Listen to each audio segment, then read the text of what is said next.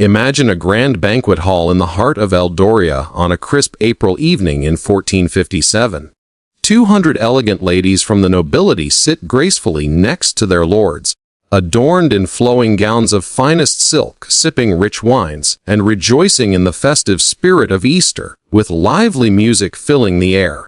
By the break of dawn, those lords will lie lifeless, their bodies hoisted on tall stakes in the palace courtyard. And these women, these sheltered daughters of the elite who had never known the sting of hardship or the weight of manual toil, will embark on a grueling forced march into the rugged highlands. Among them is Eleanor Hargrove, just 23 years old and married for barely 2 years. Her delicate hands have never lifted anything more burdensome than a crystal goblet. In less than a week, those same hands will be mangled beyond recognition, skin torn away, nails ripped out, bones protruding through shredded flesh, as she hauls massive stones up steep cliffs to construct a fortress for the very ruler who orchestrated her husband's execution. She toils relentlessly until her garments disintegrate from her body, until nothing remains to shield her modesty, until her own blood mingles indistinguishably with the jagged rocks she carries. Eleanor is one of 200 such women. The vast majority perish on that unforgiving mountain, and this tragedy marks only the outset of a far darker campaign. What Prince Victor Thorn did to women was no mere byproduct of conflict. It was deliberate policy. It was the core warning. It was the essence of his rule. He hoisted mothers on stakes right beside their daughters. He ordered wives skinned alive for failing to stitch a flawless garment. He transformed women's bodies into grotesque spectacles, so terrifying that the Sultan of the vast Eastern Empire, the conqueror who toppled ancient Constantinople, glimpsed the horror and commanded his forces to retreat. Popular tales portray a charismatic figure who woos ladies in opulent fortresses. The truth reveals a tyrant who annihilated them in open plazas. This is the authentic account, not centered on Victor, but on them, on the countless women whom history chose to erase. Chronicles exalt the tyrant. They silence the sufferers. That's the injustice we're setting out to correct. 3 possible names for the young noblewoman in this story: Eleanor Hargrove, Clara Beaumont, or Lydia Fairchild. We'll use Eleanor Hargrove throughout. Now, allow me to delve deeper into the origins of this profound darkness and explain why Victor believed that shattering women was the path to unchallenged dominance. But first, why target women specifically? Victor spent his formative years, from age 11 to 17, as a captive hostage in the Eastern Empire's court. There, he observed closely and absorbed lessons in governance. Fear was wielded as a precision instrument.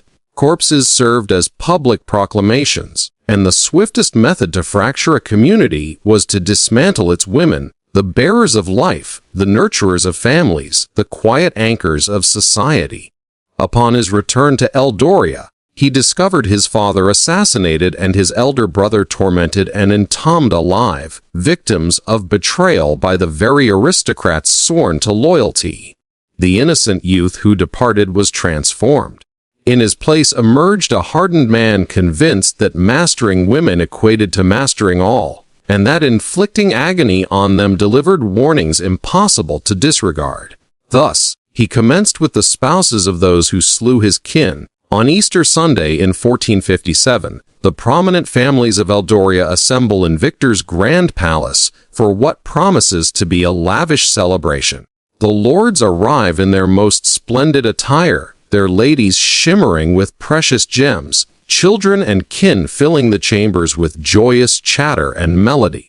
They believe this gathering honors renewal and unity. They are gravely mistaken. Amid the feast, Victor rises and poses a single, piercing question. In your lifetimes, how many rulers have you served? Uneasy chuckles ripple through the hall.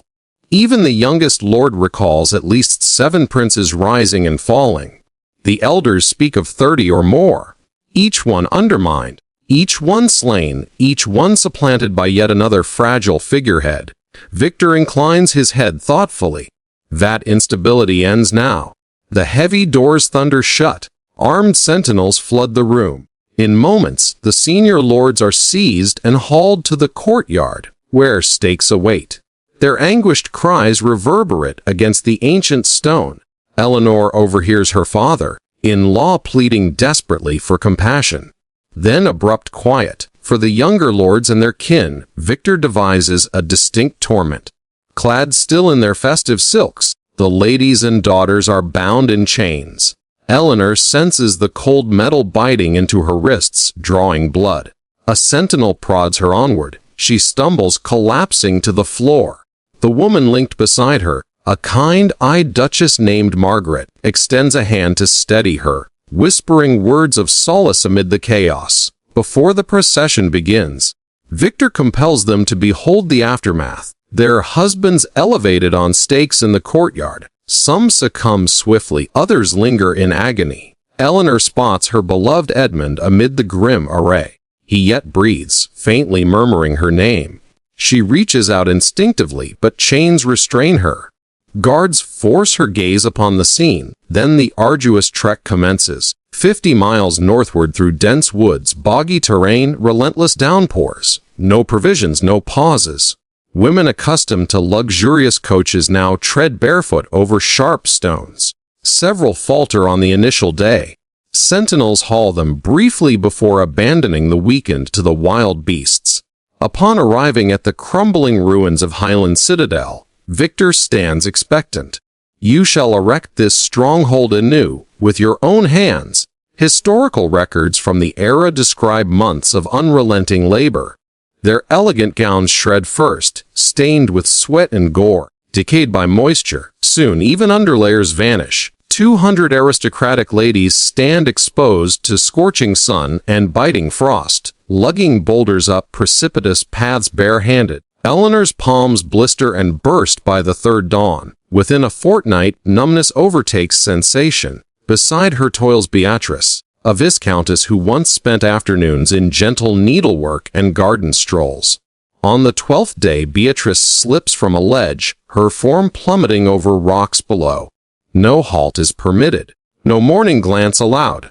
Nights offer scant reprieve on unforgiving rock, without covers or refuge. They cluster tightly for shared warmth, resembling forsaken creatures. The alpine chill pierces their battered frames.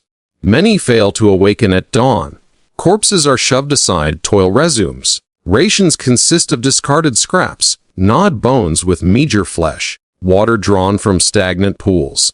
Ladies once attended by maids vying for sips of fine vintage now scramble over murky puddles. Chronicles recount deaths from sheer depletion. Others plunge from heights. Some, defiant in despair, simply refuse to rise until guards deliver fatal blows. A handful attempt flight, recaptured swiftly, they face public staking as deterrence. Victor observes from his elevated perch, impassive. When the citadel stands complete, merely a remnant survive. Retained as humble servants in the edifice born of their torment, their titles stripped, lineages extinguished, they ascend those blood-soaked steps for whatever years remain. Yet this ordeal transcends mere retribution or equity. It embodies spectacle. Victor intends every noble household in Eldoria to learn the fate awaiting traitors' wives. He sows doubt should a husband falter in loyalty, might I follow. The women of Highland Citadel are not solely casualties.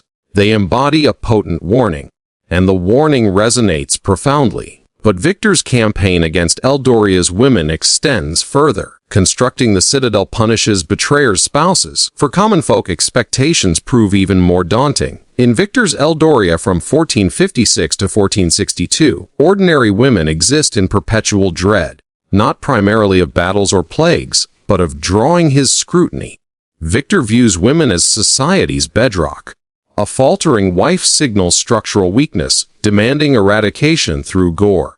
Contemporary accounts describe a humble farmer traversing a hamlet in a garment deemed overly brief, exposing his limbs. In Victor's realm, this signifies not mere slovenliness but culpability. Victor have a spouse? Yes, my lord, summon herd! She arrives! A sturdy woman named Anna Whitmore, collused from lifelong fieldwork, cooking, child rearing, mending when possible. Victor appraises her coolly, as one might livestock. Why does your husband appear as a pauper? Lacking materials, incapable hands. Anna pleads illnesses among the young ones, demands of the land, endless chores, time eternally scarce. Victor's decree is swift. Her ordeal spans hours, compelled villagers witnessing. Afterward, remnants are elevated on a stake in the village center, lingering as inescapable admonition. He then assigns a new wife to the bereaved farmer, intoning audibly, "Conjure his attire suffices, lest you join her." This constitutes Victor's unwritten code, inscribed upon flesh. Unfaithful spouses flayed before kin, husbands compelled to observe.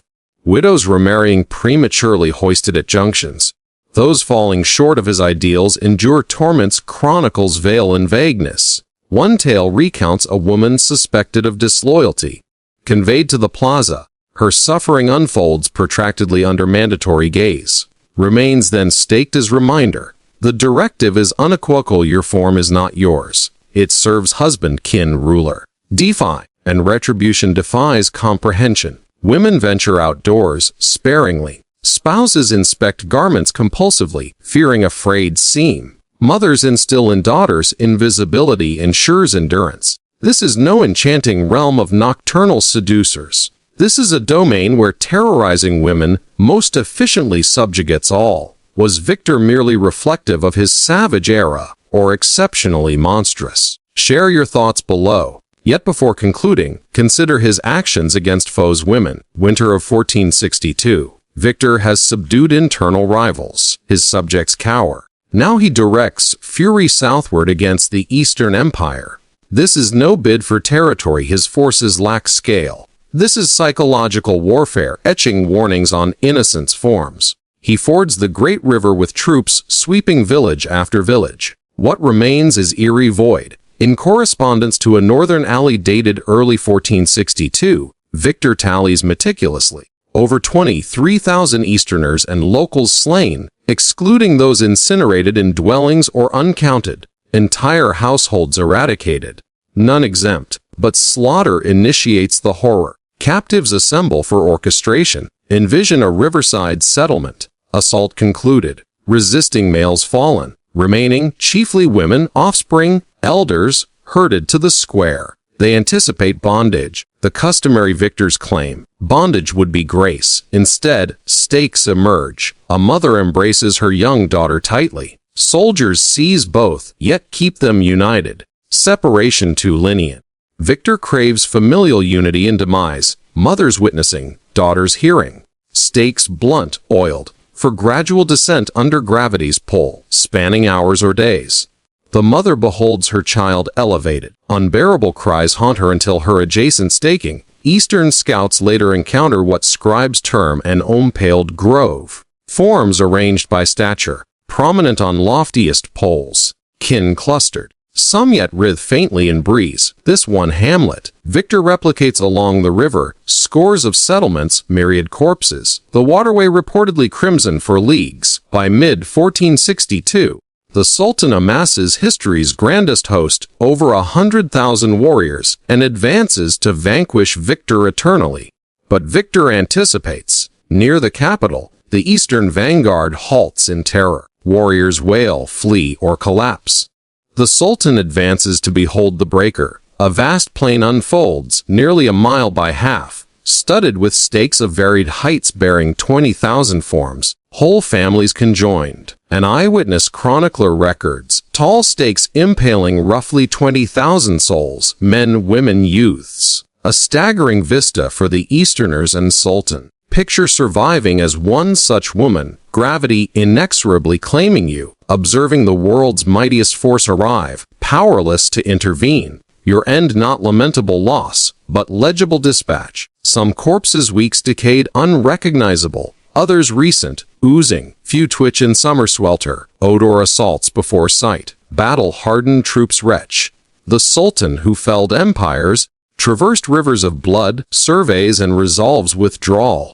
Per accounts, he declares impossible to strip dominion from one executing such feats, exploiting realm and subjects thus, not praise. Capitulation veiled diplomatically. Victor prevails. Cost mothers and daughters forms. The Sultan departs. Women endure on stakes. Victory secured. Yet one final woman lingers, the nearest to him. Her conclusion darkest. History nameless her, merely Victor's initial consort. Spring 1462. Easterners withdrawn, but Victor's sibling leads fresh host to Highland Citadel. That edifice raised by noble women's agony years prior. His wife perches on ramparts. Below, turbulent river crashes on boulders. Behind, fortress erected on feminine suffering. Ahead, banners of foes. She comprehends captives' destinies, enslavement, degradation.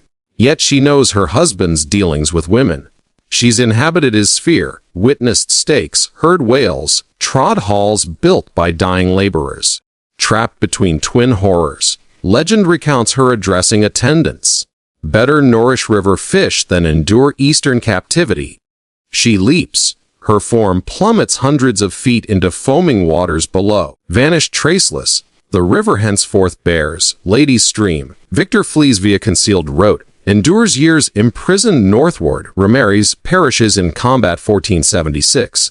His skull dispatched eastward, staked for display. The stake employer perishes by stake. His wife evades via Sole Avenue open. Eleanor erecting citadel till hands skeletal. Anna demolished for inadequate garment. Married anonymous mothers staked with daughters. Nameless wife selecting waters over jewel infernal realms. These are Victor Thorne's women. Not courted, not mythically transformed, but obliterated. Tales crave alluring antagonists, enigmatic, redeemable, exhilaratingly shadowed. Thus capes, fortresses, immortality. Reality tenders stakes, shrieks women as canvases for sanguine missives. Unsettling reality, it succeeded. 6 years, a modest realm repels Earth's paramount empire, not via negotiation or tactical brilliance, but horror so theatrical, targeted at women and kin, that even the Sultan recoils. Victor illuminates power's abyss, extreme dread forges peculiar might. Swiftest enemy fracture shatter beloved women. Query not his malevolence. History abounds greater slayers. Query our romanticization. Why cloak him in allure? Why efface victims' identities? We exalt tyrants, erect myths, craft tales, films, trinkets bearing their likeness. Sufferers fade to figures, mute backdrops, anonymous in narratives never theirs. Eleanor merits remembrance. Her gore forged a tyrant's bastion, walls tourists admire today. Anna too, perishing over garment length. Danube mothers clutching daughters as stakes rise. Nameless wife opting waters over choiceless existence. They unwitting participants, rendered warnings, exemplars. Minimal tribute recall them. To expand this tale further, consider the broader ripples of Victor's reign. In villages far from the capital, women like Sarah, a young mother in a remote hamlet, lived in quiet dread. Sarah had 3 small children and a husband who toiled the fields from dawn to dusk. One day, a traveling merchant passed through, noting the family's modest home and Sarah's diligent care. But rumors spread that Sarah had once smiled too warmly at a visitor years before her marriage. Though baseless, the whisper reached a local overseer loyal to Victor. Sarah was summoned, questioned harshly, and in a public trial that drew the entire village, condemned for perceived moral lapse. Her punishment was swift and public, her cries echoing as a lesson to all, even innocents offered no shield if suspicion arose. In another corner of Eldoria, a group of widows banded together after losing husbands in border skirmishes. Led by a resilient woman named Helena, they shared resources, tended communal gardens, and supported one another's children. This small act of solidarity caught Victor's attention through informants. He viewed independent women as threats to order. Guards descended, scattering the group. Helena was made an example. Her fate a prolonged display that shattered the community's spirit. The widows learned grief must be borne in isolation, lest it be seen as defiance. Among the nobility, rivalries festered under Victor's watchful eye. Lady Victoria, wife of a powerful earl, navigated court intrigue carefully. She hosted gatherings where wives exchanged tips on perfect household management. knowing a single complaint could doom them. When her husband fell ill, Victoria managed estates flawlessly, but Victor interpreted her competence as overstepping. Subtly accused of usurping male authority, she faced exile to a remote tower, her children reassigned, her life a slow erasure. Even in Victor's inner circle, women suffered silently. His own sister, Isabella, once close to him in childhood, distanced herself as his cruelty grew. She married a minor lord and lived quietly, but when her husband questioned a tax levy, both were implicated. Isabella's pleas for mercy went unheard. Her end reinforced that blood ties offered no protection. These stories, woven through Eldoria, illustrate how Victor's terror permeated every layer of society. Young girls like little Rose, daughter of a blacksmith, grew up hearing whispered tales from mothers. Keep your eyes down, speak softly, perfect every task. Rose watched her mother scrub floors until hands bled, fearing any imperfection. By adolescence, Rose understood survival demanded erasure of self. In border regions, captured women from raids faced unimaginable fates. One survivor, though few escaped to tell, described camps where women were sorted, some for labor, others for displays. A young captive named Fiona, taken with her family, witnessed her mother's staking first, then endured days awaiting her turn, her spirit broken before the stake claimed her. Victor's methods extended to psychological torment. He hosted feasts where loyal lords dined while distant cries carried on wind from executions. Wives sat beside husbands, smiles frozen, knowing deviation invited scrutiny. As his reign progressed, resistance flickered faintly. A secret network of women passed messages, aiding escapes or hiding the vulnerable. But discovery meant collective punishment. Entire villages razed, survivors staked. Ultimately, Victor's downfall came not from internal revolt, but external pressures. Yet his legacy lingered a society scared, where fear of women's suffering enforced obedience long after his death. Today, visitors ascend the 1480 steps to Highland Citadel. They capture images at the summit, purchase souvenirs evoking shadowy legends, share posts of scenic vistas. Oblivious, they tread a site of profound anguish. Stones underfoot borne by Eleanor and her sisters, gowns rotting as they labored, mothers watching daughters plummet, unallowed to grieve. Each stare echoes forgotten torment. Each photograph frames a sepulchre. Each grin overlooks where women wailed until voice failed. Tales offer a urine myth. Truth delivers stakes and oblivion. Now the distinction is yours. But Victor wasn't solitary in grasping cruelty's potency against women. An earlier empire honed this terror to perfection, rendering Victor nearly lenient. What the steppe hordes inflicted on a great city's royal house warned the world anew.